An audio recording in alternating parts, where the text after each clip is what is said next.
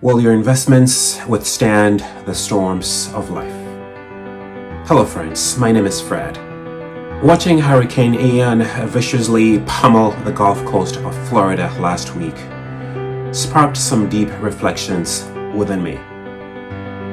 Footage from media outlets showed several homes, hundreds, perhaps thousands of homes completely destroyed.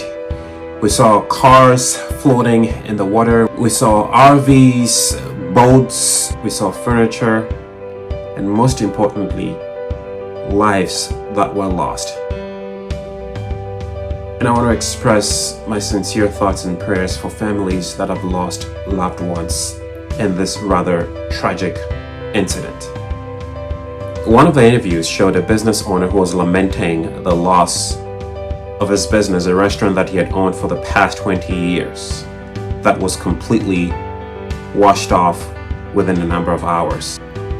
And as I watched the events unfold and the level of destruction of all the things that people had worked so hard for, their homes, their businesses, things that they valued, things that they placed so much premium on, gone within a few hours of live storms, it begged the question, and that's what I want to present to you today, friends.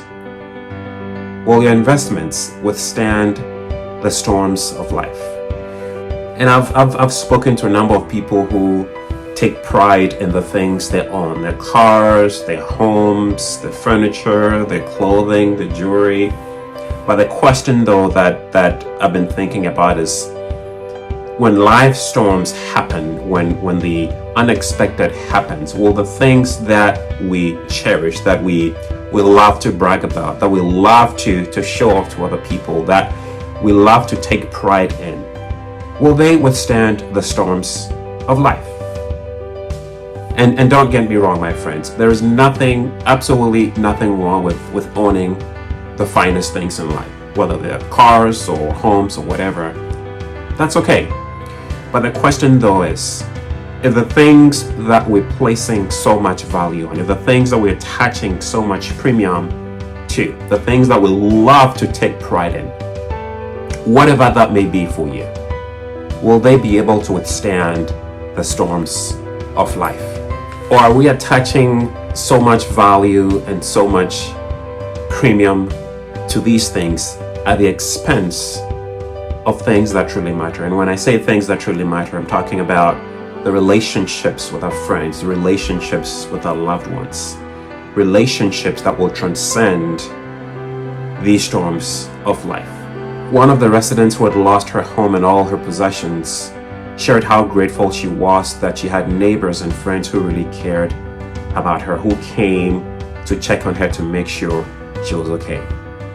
For her, that relationship she had with her friends and neighbors was more powerful than the things that she had lost.